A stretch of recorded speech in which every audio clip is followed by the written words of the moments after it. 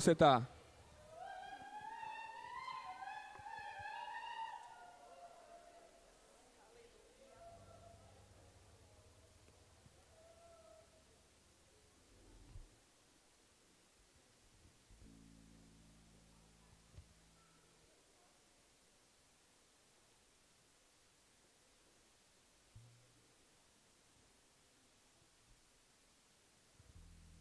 Amém. Boa noite. Paz do Senhor, queridos, para todos. É, Vamos a Deus em oração, para que Deus possa nos abençoar com sua palavra nessa noite. Pai, nós estamos aqui reunidos por causa do teu nome, e como nós te bendizemos, Senhor Jesus. Te glorificamos por este momento de comunhão, este momento, ó Deus, onde podemos estar em sintonia, não apenas uns com os outros, mas acima de tudo em sintonia com o teu Espírito, Senhor Jesus. Obrigado, Pai, por este presente que é a comunhão. Obrigado, Senhor Jesus, pela dádiva de sermos chamados os teus filhos, de, ó Deus, termos sido transportados, Senhor Jesus, dos reinos das trevas para o reino do Filho do seu amor, Senhor Jesus. Obrigado, Senhor Jesus, pelo privilégio, pela graça de sermos salvos em Cristo Jesus. Ó Deus, nós queremos pedir, ó Pai, para que o teu nome, Senhor Jesus, apenas o teu nome continue sendo santificado, Senhor Deus. Que da tua palavra o Senhor mesmo, ó Deus, possa brilhar em nossos corações, Senhor Jesus, e fazer aquilo que te apraz, Senhor Jesus. É o que nós choramos e te agradecemos. Amém. Podem sentar.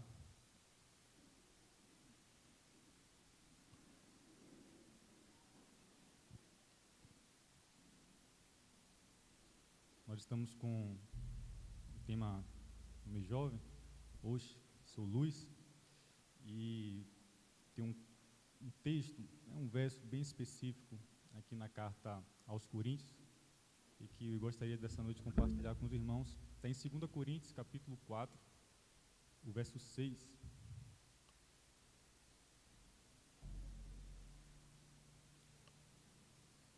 Carta do apóstolo Paulo à igreja de Corinto.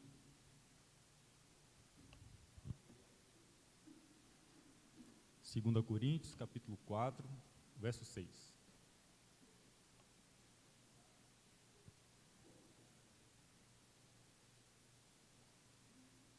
Diz assim: porque Deus que disse que das trevas resplandecesse a luz, é quem resplandeceu em nossos corações para a iluminação do conhecimento da glória de Deus na face de Jesus Cristo.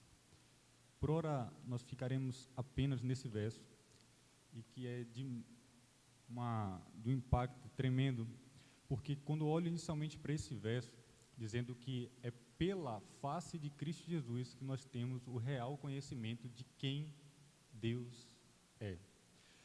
Se nós pudéssemos ser desafiados essa noite a darmos uma resposta à seguinte pergunta: quem Deus é? O que é que nós poderíamos responder com base apenas nessa pergunta? Quem Deus é? Será que se nosso coração fosse desafiado a responder, talvez sobre dúvidas escatológicas, sobre acontecimentos do Antigo Testamento, dar nome a personagens bíblicos, será que essas últimas perguntas seriam para nós mais fáceis do que responder quem Deus é? E isso é uma pergunta crucial, porque se é a Ele que nós adoramos, é fundamental que nós possamos conhecer a quem nós adoramos. Volta a essa pergunta: quem Deus é? E quem pode responder quem Ele é? Será que esse tipo de pergunta a gente poderia encontrar em grandes livros? Ou talvez, será que os cientistas já poderiam trazer essa resposta para a gente, quem Deus é? Talvez os maiores debates, talvez dentro da filosofia, será que a gente poderia encontrar essa resposta, quem Deus é? Tem uma passagem lá em Êxodo, que é em Êxodo 3, vamos até lá, a partir do verso 13, que é um momento, um marco na vida de Moisés, quando ele recebe a convocação da parte de Deus, para que pudesse ir até ao Egito e anunciar a libertação ao povo de Deus. Só que quando Moisés recebe essa missão, de proclamar a palavra do Senhor para um povo que estava oprimido e escravizado, Moisés ele volta-se para Deus e faz a seguinte pergunta. Êxodo 3, verso 13 até o 14. Diz assim: Então disse Moisés a Deus: Eis que quando eu for aos filhos de Israel e lhes disser: O Deus de vossos pais me enviou a vós, e eles me disserem: Qual é o seu nome? Que lhes direis? Então imagine que nós estivéssemos agora no lugar de Moisés. Como é que nós poderíamos apresentar quem Deus é?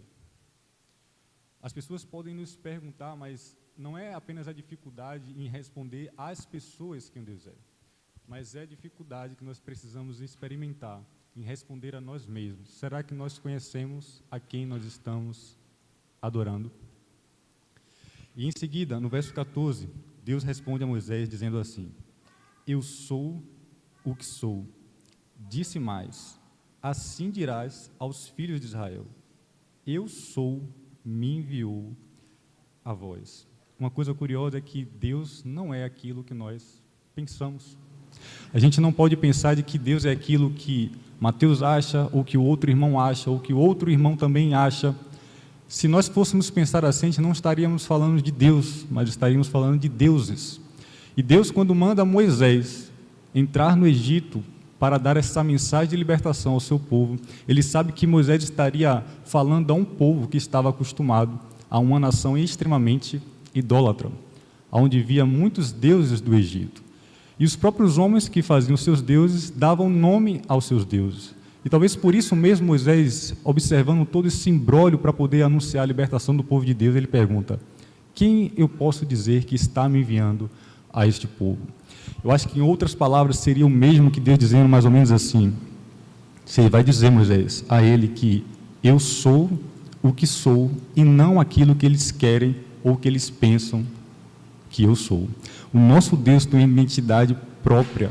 Ele não está limitado àquilo que a gente pensa. Às vezes nós passamos por situações em nossa vida em que nós caímos numa grande tragédia de pensar de que Deus agiria ou que Deus pensaria da mesma forma como nós agimos ou como nós pensamos. Mas nós temos uma outra expressão, que também está registrada na Bíblia, dizendo que Deus não vê como o homem vê. Nós podemos julgar apenas aquilo que é aparente, mas Deus conhece e julga segundo o coração. Uma vez, eu lembro que, ainda aqui na igreja mesmo, a turma estava entrando num debate para falar com os jovens e com os adolescentes. E aí surgiu a seguinte pergunta, né? Falou assim: puxa, qual é o tema hoje que mais preocupa, o que é mais relevante a gente bater um papo com a juventude, com os adolescentes? E eu achei essa pergunta realmente intrigante, porque nós teríamos uma oportunidade, e nessa oportunidade a gente teria que traçar um tema para bater um papo com a juventude e com os adolescentes. E eu admito que, para pensar nos jovens e nos adolescentes, em sua maior necessidade, eu admito que eu olhei para a minha maior necessidade naquele exato momento. E eu admito que minha maior necessidade naquele momento e a minha maior necessidade no dia de hoje é conhecer ao Senhor. Creio que a nossa maior necessidade, não apenas quanto adolescente, quanto jovem, enfim, independente da faixa etária, mas como filhos do Senhor, é justamente conhecermos o nosso Pai. E a prova disso é um texto que está lá em João 17:13, que diz assim: a vida eterna é esta, que conheçam a Ti, o único Deus verdadeiro, e a Jesus Cristo, a quem enviastes. Quando nós ficamos entrando talvez em pequenos debates acerca daquilo se pode ou se não pode, às vezes quando a gente vai falar com os adolescentes, não que esses assuntos não sejam interessantes, não sejam importantes, eu acredito que são sim, mas se nos faltar a revelação de quem Deus é, não adiantaria a gente estar seguindo regras, não adiantaria a gente estar seguindo regramentos se a gente não conhece o autor da vida, se a gente não conhece aquele que estabeleceu um propósito para o nosso coração. Tem um evento muito curioso também. Antigamente, quando o sacerdote, ou acredito também que o sumo sacerdote, ele entrava no templo, a primeira coisa que ele fazia antes mesmo de as lamparinas. Acho que foi no começo da abertura do mês jovem, teve a dança das meninas aqui, as luzes da igreja se apagaram, justamente para que as lamparinas pudessem receber uma certa evidência.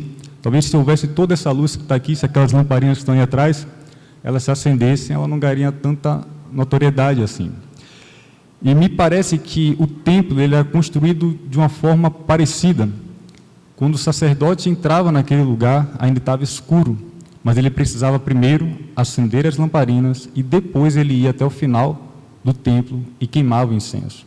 Eu acredito que isso é uma grande lição para o nosso momento de devoção, louvor e adoração ao Senhor.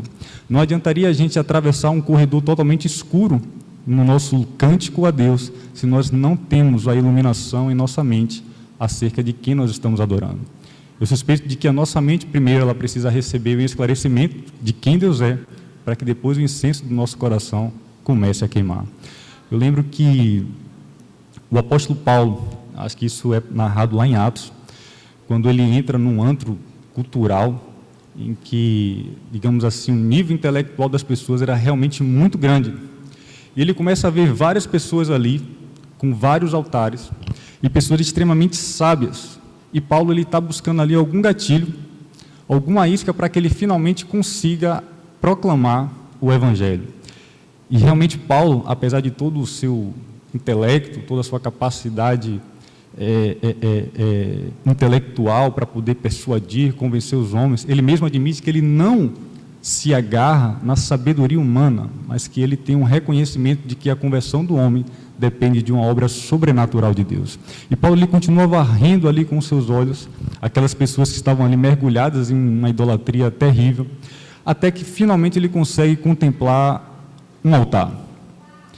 E aí eu acredito que é finalmente o gatilho que ele estava procurando para poder anunciar o Evangelho àquela cidade idólatra. Ele olha para um altar e naquele altar tem uma inscrição dizendo assim: ao Deus desconhecido. Vejam que muitas pessoas estavam ali adorando aos seus próprios deuses, e Paulo está dizendo, é exatamente a este Deus que eu vim vos anunciar. Em outras palavras, o que é que o apóstolo Paulo está dizendo?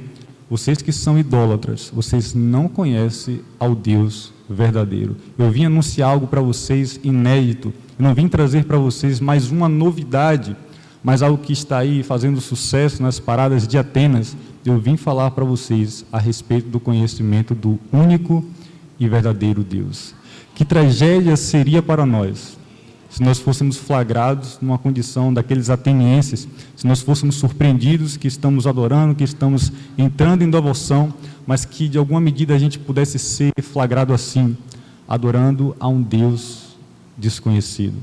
Que essa não seja a nossa condição, mas que pela iluminação, como está no nosso texto aqui de Coríntios, nós possamos reconhecer quem Deus é.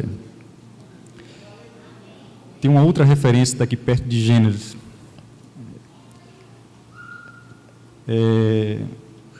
Uma história curiosa, que sempre há uma disputa em falar quem Deus é. Nós, logo quando abrimos o texto aqui de 2 Coríntios 4, versículo 6, a gente já entrou com a reflexão, né? Se nós pudéssemos hoje à noite responder quem Deus é, quem nós diríamos? Quando a serpente, ela se aproxima de Eva, ela tenta fazer uma interpretação para Eva acerca de quem Deus é. Isso é justamente a disputa que existe, eu acredito que no ambiente espiritual, pela nossa mente e pelo nosso coração, em querer nos demonstrar quem o Senhor é. A serpente, quando ela vai tentar Eva, a primeira coisa que ela ataca, e uma coisa curiosa, ela não ataca diretamente Eva, ela não ataca a reputação de Eva, mas ela ataca a palavra de Deus. Qual a primeira pergunta que a serpente faz a Eva? É justamente tentando tirar a visão dela das Escrituras. Ela tenta flagrar Eva, dizendo assim: Eva, Deus te disse que você não pode comer de nenhum fruto do jardim. Eva estava esperta, tinha estudado bastante sua lição de casa. Ela disse: serpente, alto lá. Deus não disse que era de todos os frutos que eu não poderia comer, mas disse que apenas de uma árvore que eu não posso comer. Então, ponto para Eva, ela conseguiu superar a pegadinha da serpente. Mas a serpente, a Bíblia diz que era um dos animais mais sagazes do jardim. Então ela continua fazendo a sua investida. E a investida da serpente não é na pessoa de Eva. A investida da serpente para atacar Eva é na pessoa de Deus. Qual é a segunda investida dela? Ela diz o seguinte: não é bem assim que Deus diz. Que, a bem da verdade, Deus estava dizendo isso na voz da serpente: do dia que você comer do fruto, você se tornará semelhante a Deus. Tem um autor que ele fez uma ilustração curiosa, que ele disse que a serpente, na verdade, é uma intérprete não autorizada da Bíblia. E foi exatamente isso que a serpente fez. Ela mutila a personalidade de Deus para nos fazer adorar e entender um Deus errado. Quantas pessoas se sentem injustiçadas? Quantas pessoas podem se sentir amarguradas? E até mesmo as pessoas podem cultivar um sentimento de inimizade com Deus por algo que talvez lhe aconteceu. Tenta atribuir a culpa por situações que estejam passando, por mais difíceis que possam ser, e culpam a Deus, dão ouvido a um discurso da serpente. Porque quando nós olhamos para as Escrituras, eu sei que algumas pessoas podem, de alguma medida, atribuir o seu sofrimento a Deus, atribuir os seus infortúnios ao Pai. Elas têm a sua visão totalmente deturpada de quem seja o Senhor. É porque elas estão sendo influenciadas por uma interpretação que não vem da parte de Cristo, mas que vem do nosso inimigo, que é a serpente. O próprio Jesus também nos conta uma parábola, e a gente vai ler essa parábola, em que eu sei que o sentido dela é falando a respeito do final dos tempos. Mas quando ele fala para os 3 servos, nós vamos notar que um desses servos tinha uma compreensão equivocada do seu Senhor. Vamos até Mateus, capítulo 25.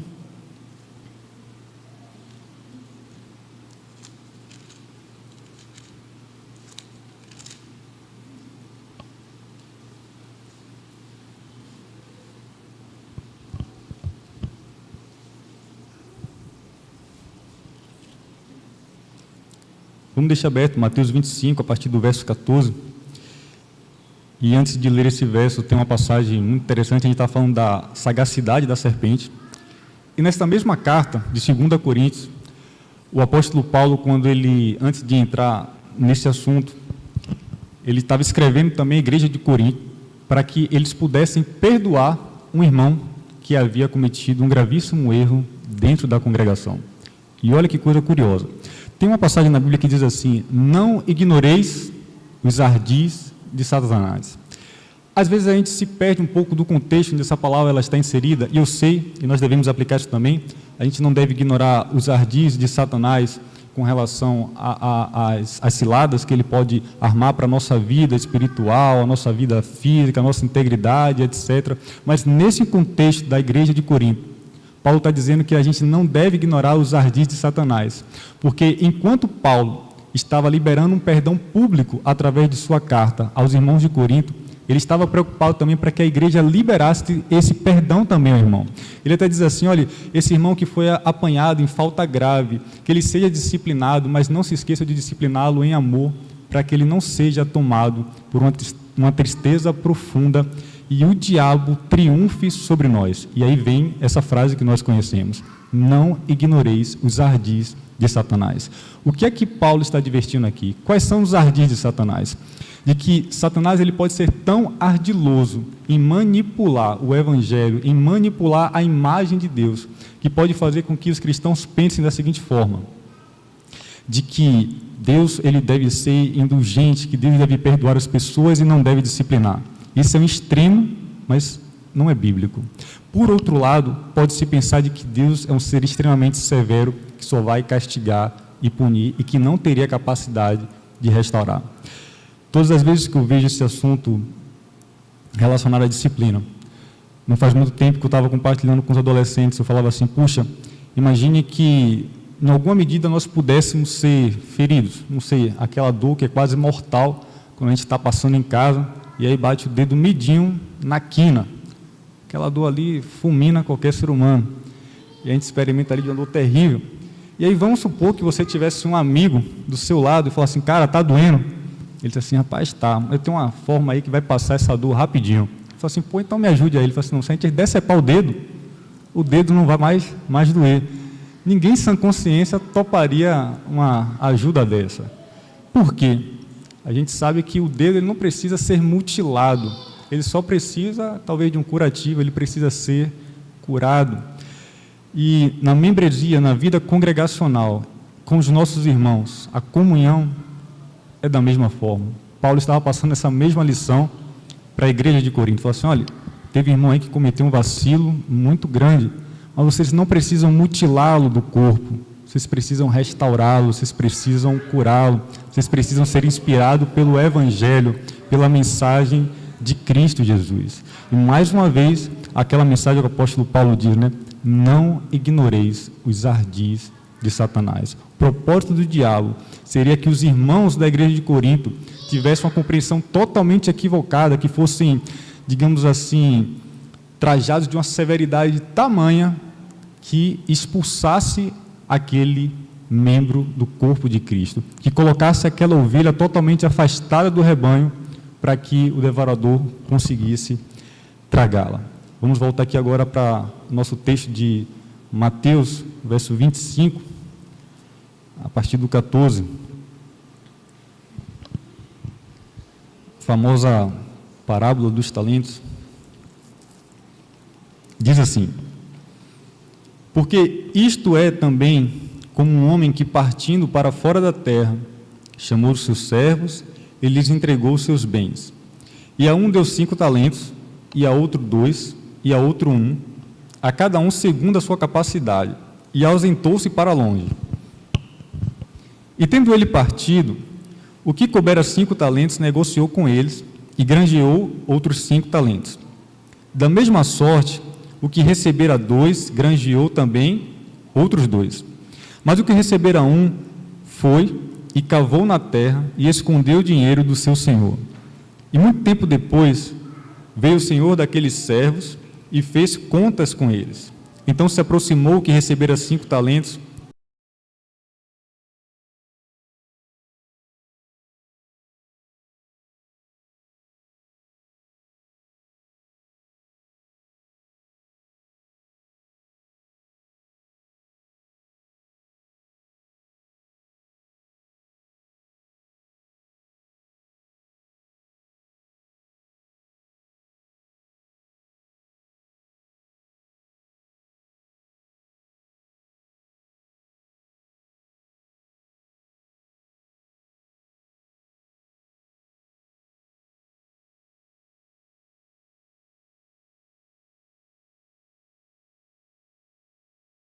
entra no gozo do teu Senhor.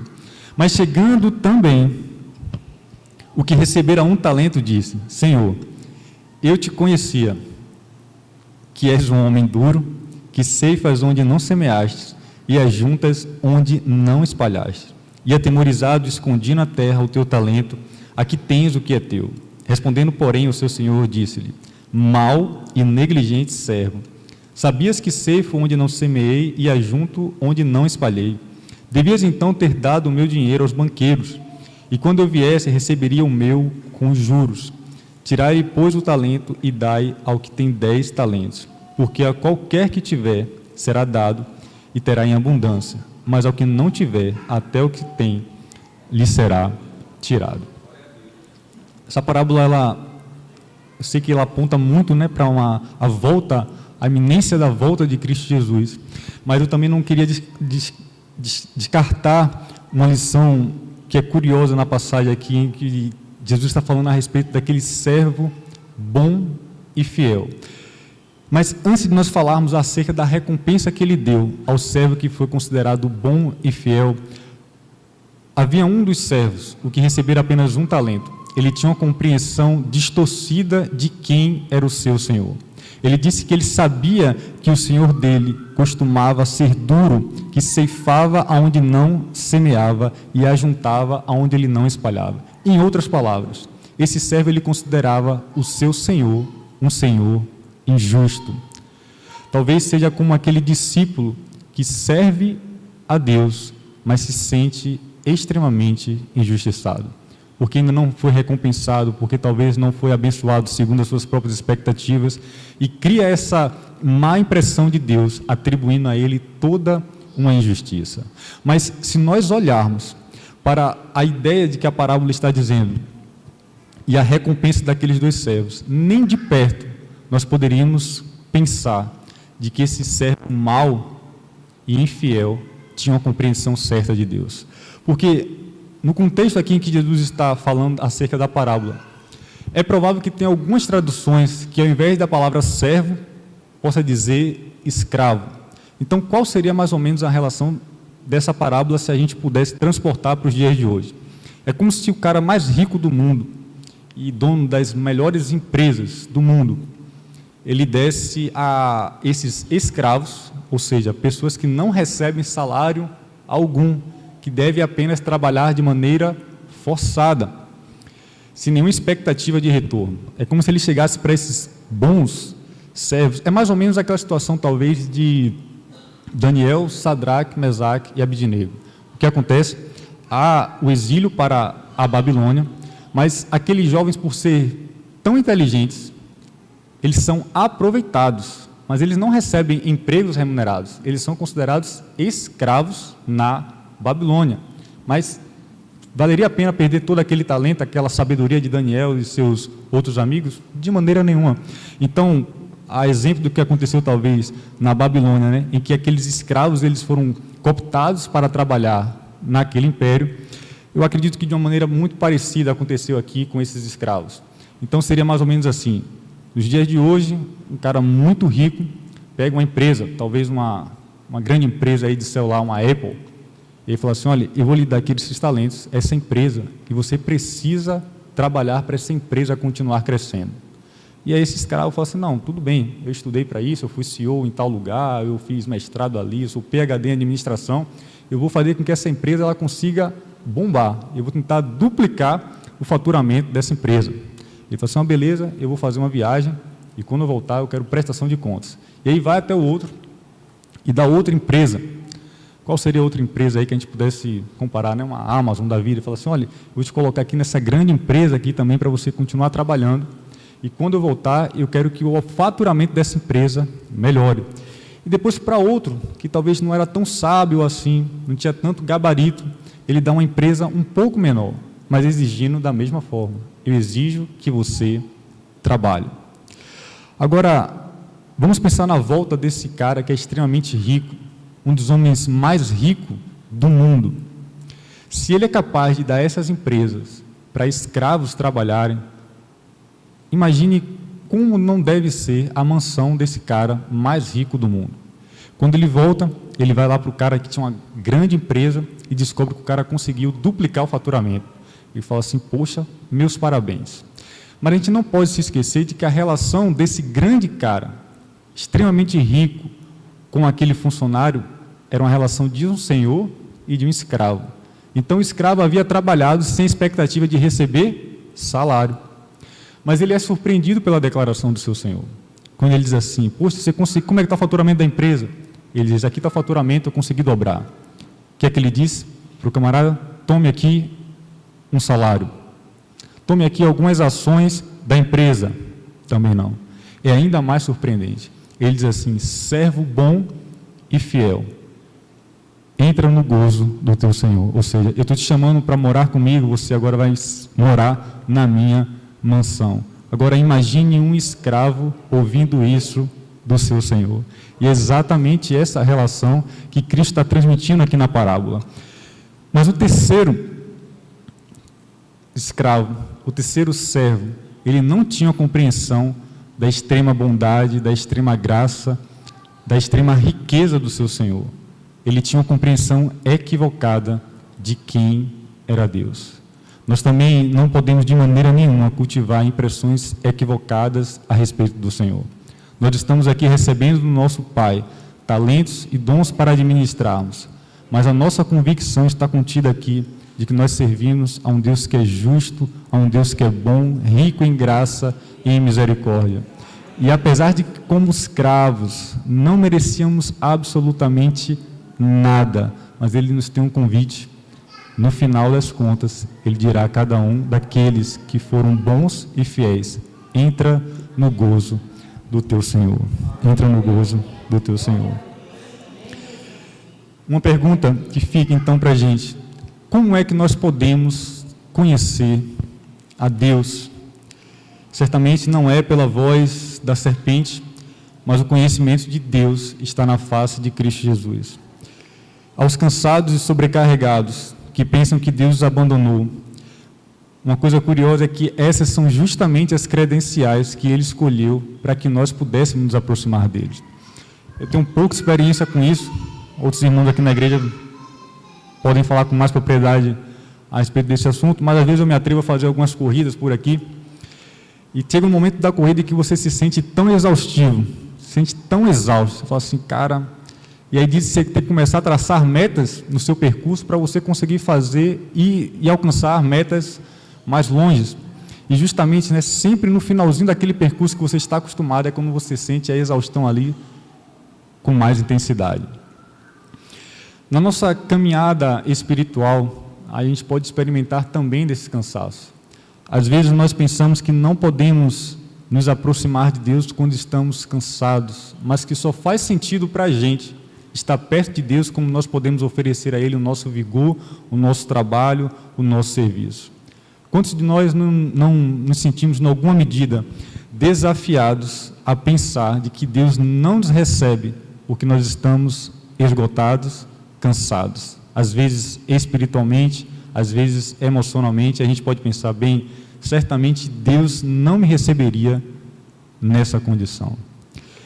Eu imagino que Deus, na pessoa de Jesus, quando Ele diz: vinde a mim todos os que estão cansados e sobrecarregados, exatamente nesse sentido, cansados de fazer tantas coisas, resolver seus próprios problemas, aqueles que já empreenderam todos os seus esforços para tentar mudar a sua sorte e não conseguiram, que eles estão já desesperados e cansados, ou talvez aqueles que já se sentem sobrecarregados, como se tivesse o peso do mundo sobre suas costas, e diz: Senhor, eu acho que estou chegando no limite e não vou conseguir, eu me sinto cansado e sobrecarregado, então eu vou fugir da sua presença. Talvez quando eu estiver num momento melhor, eu possa voltar aqui e dar os meus esforços para o Senhor, que merece toda uma dignidade.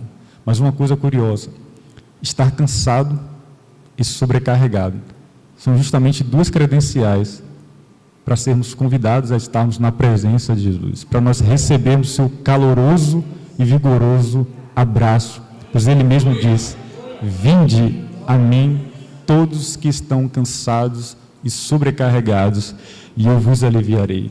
Eu sei que uma compreensão equivocada pode nos levar para longe de Deus, mas uma compreensão à luz do Evangelho, uma compreensão na face de Cristo Jesus, nos faz justamente estar próximo dEle, mesmo quando nós estamos cansados e sobrecarregados. E também aquele que um dia já ouviu que Deus não o deseja mais. Tem um episódio narrado na Bíblia, em que Deus ele é surpreendido por um leproso. E o leproso faz uma pergunta a Jesus, na verdade, um pedido, né? Assim: Senhor, se tu quiseres, pode me curar. E uma coisa que me chama a atenção nessa abordagem, né, que ele faz ali com Jesus, é a resposta de Jesus. Jesus diz assim: eu quero, então, ser purificado. Uma coisa curiosa nisso aí é que ele pergunta: Jesus, se o Senhor quiser me curar. E a Bíblia deixa muito claro que o anseio que está no coração de Jesus é que Ele quer nos purificar. Eu sei que nós podemos experimentar de momentos na nossa vida em que nós nos sentimos extremamente impuros e que por isso nós devemos estar extremamente longe da presença de Deus. Talvez seja esse o discurso da serpente em nossas mentes e nossos corações, nos acusando, dizendo assim: ei, você está impuro, você está leproso, você tem que ir para longe deste santo homem de Deus. Mas Jesus Cristo surpreende e diz: não, eu quero te purificar, eu quero te lavar. A luz do Evangelho, a imagem de Deus compreendida na face de Cristo, não é a ideia de que Ele repele aqueles que estão leprosos, mas justamente Ele quer se relacionar com eles para que possa purificá-los. tem outros episódios na Bíblia também, em que, por vezes, nós somos surpreendidos por algumas declarações dos inimigos, dos adversários de Deus, que parecem ser declarações, digamos assim, atrevidas, grosseiras, e realmente são, mas eu costumo dizer que até Caifás conseguiu ser um profeta da parte de Deus. Assim, Mateus, que situação é essa? Até Caifás foi um certo profeta da parte de Deus. Eu acredito que sim, quando ele acusa Jesus, né, de estar fazendo um alvoroço, e aí ele tem uma ideia genial, quando ele está ali no conselho para poder crucificar a Jesus, ele diz assim: importa que um morra no lugar de todos. Eu digo, caramba, Caifás foi um profeta, porque exatamente importava que Cristo Jesus morresse em nosso lugar. E tem uma outra história também, que os próprios adversários de Deus, eles estão ali olhando Jesus, se relacionando com aquelas pessoas impuras, com publicanos, com pecadores. Eles olham de longe e veem toda aquela situação, ficam surpresos, e ele diz assim, ele fala assim: caramba, mas Jesus, ele está realmente blasfemando o nome de Deus, ele está agindo de maneira totalmente errada, porque ele é amigo de pecadores e publicanos. Eu fico admirado e me pergunto o seguinte quando olho para esse texto: o que será que os pecadores e publicanos sentiram em seu coração ao ouvir os adversários de Jesus dizer isso? Eu vou ser bem honesto, eu acredito que eles soltaram fogos e comemoraram. Eles dizem assim: bem, Jesus é amigo de quem?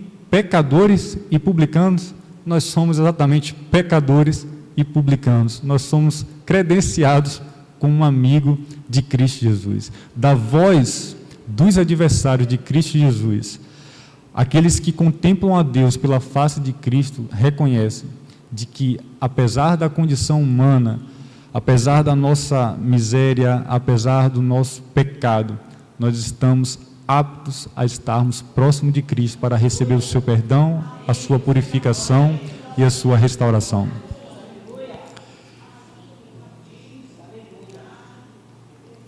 De volta para o nosso texto de 1 Coríntios, capítulo 4, verso 6. Ele diz assim: porque Deus que disse das trevas resplandecesse a luz, é quem resplandeceu em nossos corações para a iluminação do conhecimento da glória de Deus na face de Cristo Jesus. O apóstolo Paulo, quando ele olha para esse versículo, ele meio que faz um retrospecto naquilo que seria a primeira expressão da voz de Deus no ato criativo. Quando a gente olha lá para Gênesis, a gente vê uma narração dizendo que ali estava a terra sem forma e vazia. Até aí a gente não houve nenhum registro da voz de Deus no ato da criação. Mas aí quando há o primeiro registro, é Deus dizendo: haja luz. E uma coisa que é fantástica nesse texto é o que sucede: e houve luz. Isso me impacta porque eu reconheço, como se diz, né? Operando Deus, quem impedirá? Se até mesmo das densas trevas que cobriam a face da terra e todo aquele abismo, Deus pôde trazer luz, quanto mais para a nossa vida. Mesmo nos momentos mais tenebrosos, das trevas mais densas que o nosso coração possa experimentar, esse mesmo Deus que foi capaz de dizer a um abismo: haja luz, e houve luz, esse mesmo Deus é capaz de olhar para o nosso coração, ao coração mais desesperado, ao coração mais quebrantado, ao coração mais abatido e mergulhado em densas trevas. O mesmo Deus que olhou para todas aquelas trevas e disse: haja luz. É que o apóstolo Paulo está dizendo: não se esqueça que é o mesmo Deus que pode iluminar o nosso coração. Nos versos anteriores, quando o apóstolo Paulo ele está falando sobre essa ideia de iluminação, ele está sempre atrelando a ideia de iluminação a uma ideia de conhecimento de quem Deus é. Quando a gente olha aqui para os versos anteriores, o verso 3 vai dizer assim: mas se ainda o nosso evangelho está encoberto, para os que se perdem está encoberto, nos quais o Deus deste século cegou os entendimentos dos incrédulos, para que eles não resplandeça a luz do evangelho da glória de Cristo, que é a imagem de Deus. Porque não nos pregamos a nós mesmos, mas a Cristo Jesus, o Senhor, e a nós mesmos somos os vossos servos por amor de Jesus. E aqui vem novamente o verso que nós estamos meditando nessa noite. Porque Deus que disse que das trevas resplandecesse a luz, é quem resplandeceu em nossos corações para a iluminação do conhecimento da glória de Deus na face de Cristo Jesus. Eu estava pensando num exemplo que eu pudesse compartilhar com os irmãos, para a gente entender um pouco dessa relação aqui que o apóstolo Paulo está falando sobre termos a iluminação da parte de Cristo para que a gente possa conhecer o caráter de Deus. Tem um verso lá em Colossenses que vai dizer mais ou menos assim, que Jesus Cristo, ele é a exata expressão do ser de Deus. Em outras palavras, se tem uma forma de nós conhecermos exatamente quem Deus é se nós emendarmos todos os nossos esforços em termos comunhão com o seu Filho, termos comunhão com Cristo Jesus. Eu pensei no seguinte ilustração para falar acerca disso. Imagine que um jovem gosta muito de carros, e aí ele descobre que vai ter uma exposição de carros raros na sua cidade, e vamos supor que esse jovem conhece uma pessoa que está ali responsável por todo aquele evento, e eu vou me colocar nesse exemplo. Vamos supor que essa pessoa sou eu. Eu faço lá o convite para esse jovem, e falo assim, olha, eu vou estar trabalhando lá, eu sei que você está interessado em conhecer os carros que estão lá em exposição, e, bem, eu não sei até que ponto eu consigo te levar, mas você gostaria lá de, pelo menos, fazer uma ronda no local, tentar conhecer? Ele falou assim, bem, qualquer migalho, né, de expectativa que eu possa ter em relação a esse evento, eu gostaria de ir. Supondo que eu pudesse levar esse jovem ao entorno daquela exposição, não levaria aquele jovem ao, digamos assim, ao auditório onde estivesse os carros em exposição, mas apenas ali ao entorno, e a gente circulasse, ele começasse a ver os banners, os cartazes, anunciando aquela exposição de carros raros. Ele poderia se sentir satisfeito?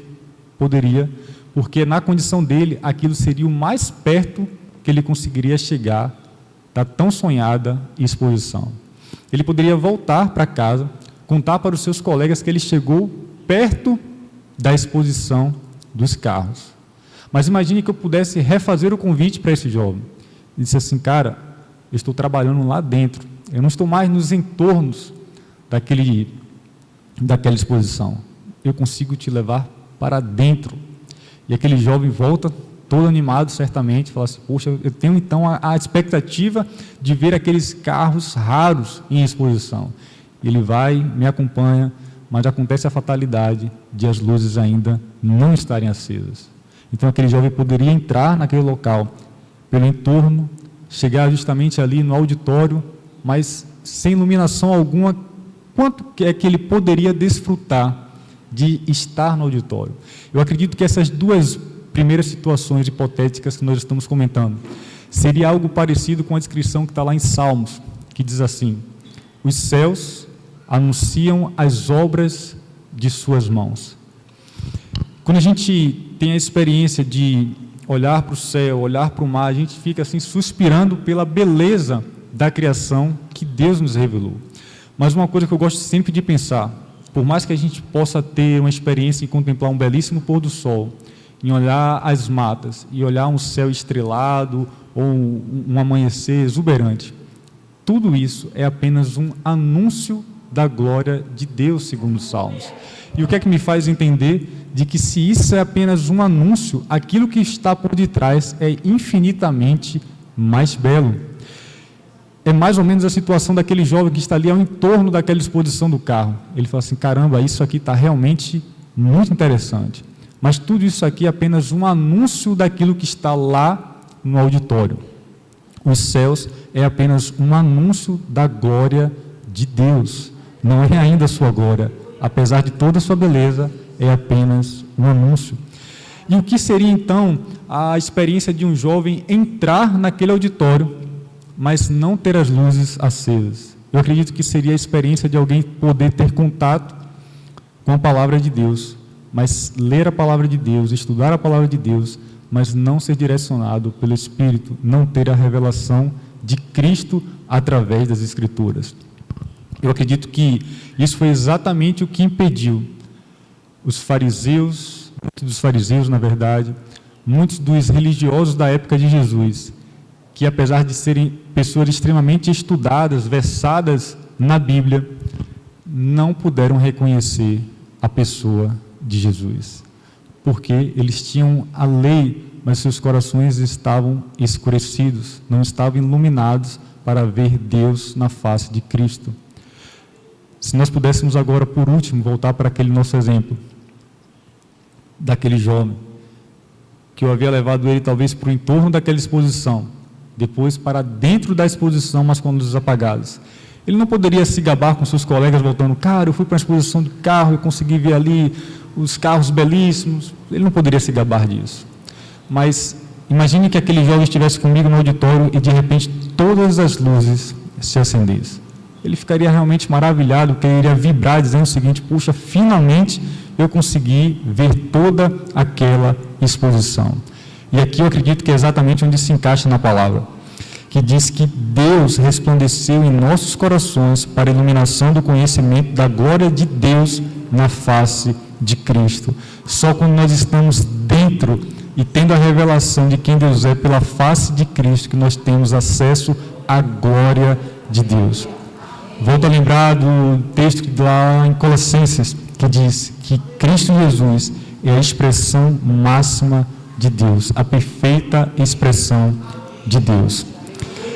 Tem um último verso que está lá em Salmos, é o Salmos 34, verso 5, que diz assim: olharam para ele e foram iluminados, e os seus rostos não ficaram confundidos. E os seus rostos não ficaram confundidos. Eu realmente posso não fazer muita ideia de como esteja o estado de cada coração aqui essa noite. Eu sei de que na vida cristã é comum de nós experimentarmos de momentos gloriosos, mas também nós podemos experimentar de momentos mais difíceis na caminhada. Quando eu olho para a história de Jacó, por exemplo, quando Deus está querendo transformar as pessoas, por muitas vezes Ele permite que as pessoas passem por vias dolorosas, vias aparentemente tenebrosas, até que a sua luz Ele possa novamente irradiar. Quando Deus Ele quis transformar Jacó num príncipe, qual foi a estratégia de Deus em relação àquele homem? Deus marca uma luta com ele. No finalzinho da tarde, Deus desce, luta com Jacó, prevalece contra Jacó e dá vitória a Jacó. Eu sei que nós podemos, como cristão também, passar por nossos momentos de luta, mas as nossas lutas, Deus nos aperfeiçoando, jamais nós iríamos pensar em tirar o ouro do seu processo do fogo, até que todas as escórias estejam removidas. Eu sei que o nosso coração pode estar exatamente sendo lançado no fogo, e a gente pode impacientemente dizer a Deus: Senhor, basta, tira o meu coração do fogo. Mas Deus só vai tirar o nosso coração do fogo depois que todas as escórias estiverem removidas. Nós não podemos de maneira nenhuma ficar equivocados, enganados, ou então guardando impressões equivocadas a respeito de Deus. Eu sei que circunstâncias podem tentar nos dizer quem Deus é. Eu sei que momentos podem tentar dizer para a gente quem Deus é. Experiências podem tentar dizer para a gente quem Deus é. Mas, pelo texto que nós lemos, segundo a palavra do Senhor, não são as circunstâncias, não são os momentos, não são, por melhores que sejam, por piores que sejam, nada disso tem autoridade de dizer quem Deus é. Mas a perfeita revelação de Deus está em Cristo Jesus. Para que nós não sejamos confundidos, como diz nesse texto aqui de Salmos, precisamos olhar firmemente, olhar para a face de Cristo, para que os nossos rostos sejam iluminados e nós não possamos ficar confundidos.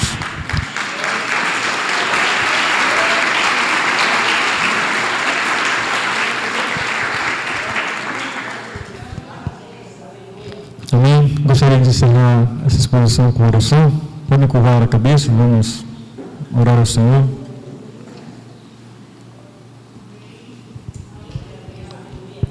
Senhor Jesus, eis a Tua palavra, eis-nos aqui também, Senhor Jesus.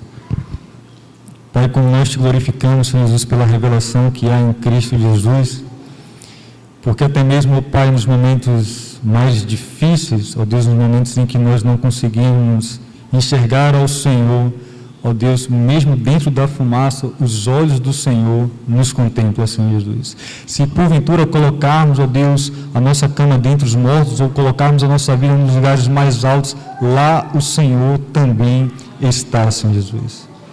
Pai, nós, Deus, nos damos o nosso ser, abrimos o nosso coração ao Senhor Jesus. E pedimos para, ó Deus, que Ele seja iluminado, ó Deus, pela graça do Senhor Jesus. Desejamos, ó Pai, contemplar ao Senhor, não, ó Deus, segundo as nossas experiências, não segundo as experiências de outras pessoas, mas, ó Deus, queremos contemplar ao Senhor na face de Cristo Jesus. Não queremos, ó Deus, cometer compreensões exageradas ou distorcidas pelo Senhor. O Senhor não, ó Deus, nos trouxe uma caricatura da Tua presença, mas nos deu a revelação da Tua imagem, Senhor Jesus. E é o que nós queremos, Senhor Jesus, contemplarmos ao Senhor e sermos conformados à imagem do Teu Filho mais velho, o nosso amado Jesus, Senhor Deus. Nos conceda esta graça para a honra e glória de Teu nome. Amém.